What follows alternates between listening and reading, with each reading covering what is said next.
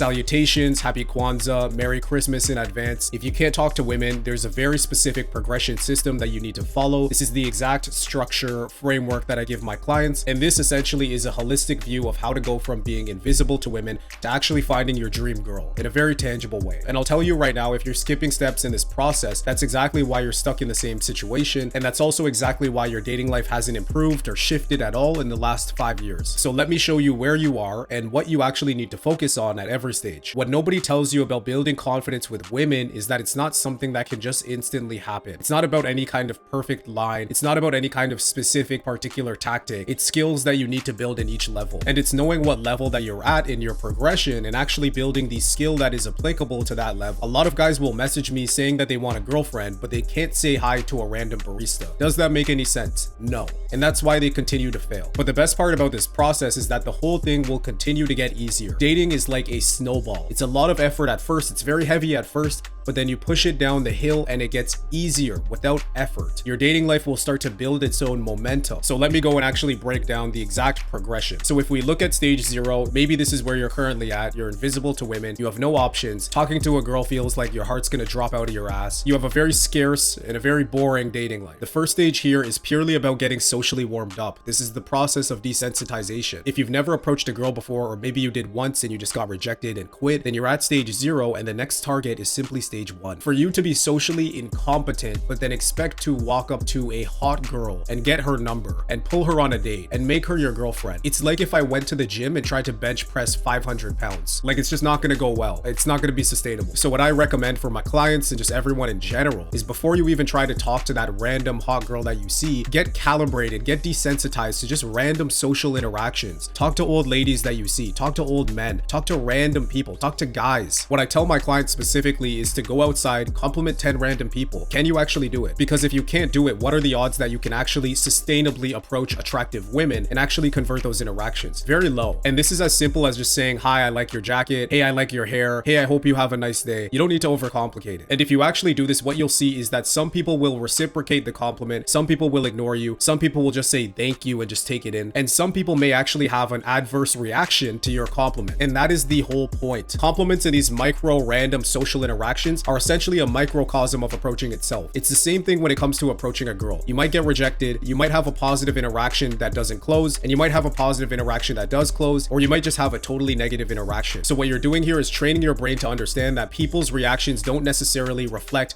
your value or your worth. Their response is about them, their mood, their day, their personality. You'll see very tangibly that it's not a reflection of your worth. Most guys skip this step and go straight to approaching a girl that they're super attracted to, and then when they get rejected, they spiral and take it personal. Like, bro, you simply just need to warm up. Calibrate yourself to social interaction. Give your brain evidence that strangers aren't gonna kill you. And by the time you actually go and approach that girl, you're a lot more loose, you're not as stuck in your head, and you're a lot more calibrated. So the main obstacle for you here is overthinking, and the skill here is simple. That is exposure therapy. Get in front of people and just start talking. It doesn't matter what you say, just say something. Do this every single time you go out, and you will develop the balls to approach at least one woman. And that's stage 1. Now we're on to stage 2, which is actually making it a habit. So you approached once, maybe twice, you didn't die, okay, cool. But now you're sitting around waiting for the perfect moment to happen again. And there's no such thing as a perfect moment. And that's the problem. Stage 2 is about making approaching a habit, not something you only do when all of the stars align. In this stage, you probably approach once every few weeks, whenever you're feeling super confident, whenever it's a pretty perfect opportunity and a girl is alone, or whenever you're drunk and you've hyped yourself up enough. But that's not how this works. You now need to focus on quantity. You need to start approaching 5 to 10 women every time you go out, and go out at least 2 to 3 times a week minimum, because the first move is always the hardest. But after you've done 50, 100 approaches, it starts becoming second nature. Right now, your body is still tensing up when you see a hot girl. You're still sweating. You still feel like your heart is gonna drop, and that is approach anxiety. But as we all know, after enough reps, after a sufficient amount of quantity, that feeling is going to flip. And this is such an amazing feeling. I wish I could relive this feeling again, of flipping that approach anxiety into approach excitement. You see a hot girl and you no longer get scared to approach her. You're genuinely excited to go and talk to her. And that is the result of making this a habit, the process of habituation. Everything changes. You're not forcing yourself to approach anymore. You're not fighting any significant amount of fear. You just do it. And this is where the snowball effect starts kicking in. The more reps you do, the easier it gets. gets. The more you approach, the less scary it gets. It starts feeling natural, you know what to say, you're not overthinking, the conversations are flowing a lot easier. And then you get to a point where you actually start enjoying it. So the skill here is consistency. Stop waiting to feel ready. You're never gonna feel ready. Just show up, put in the reps, and make it a non-negotiable. If you only approach when you're confident, you're gonna be stuck in this stage forever. So now you're approaching consistently. You're actually approaching 5 to 10 women every session. Solid. You have quantity down, but now it's about quality. So stage 3 is converting these approaches into numbers. Stage 3 is where you learn what actually works. You have a high enough amount of quantity of approaches and data to troubleshoot the quality of your approaches. Most guys think it's about doing more and more and more, but it's not. Again, dating is a numbers game, but only to a certain extent. You want to be getting the highest ROA, the highest return on approach. So you need to be doing smarter approaches. Right now, if you're like me when I was in this stage, you're probably doing the same thing every single time. You walk up, say the same opener, have the same conversation, and then wonder why sometimes it works and sometimes it doesn't. And it's because you're not paying attention. What you need to start doing is tracking your approaches, writing field reports, making comments on what's been working and what hasn't been working. Actually write down what happened. What did you say? What did she say? How did she react? What was the outcome of this interaction? Did she lean in? Did she lean away? Did you get IOIs? Did you get IODs? What worked? What didn't work? This is called calibration. Learn how to read each situation. Read her interest level. Learn when to escalate physically. Know when it's time to get her number. You need to start learning from your reps. And this is where the snowball effect that I mentioned starts really picking up speed and momentum. Stop repeating the same mistakes and start learning from your actual reps. Another common issue that I see when people are in this stage is simply being dependent on the outcome. Because you've been approaching so much and you've made it a habit and you've actually put in a lot of effort into going out and talking to girls, you most likely feel like you're entitled to getting numbers or getting dates. But the most ironic part about this is that when you're dependent on the outcome,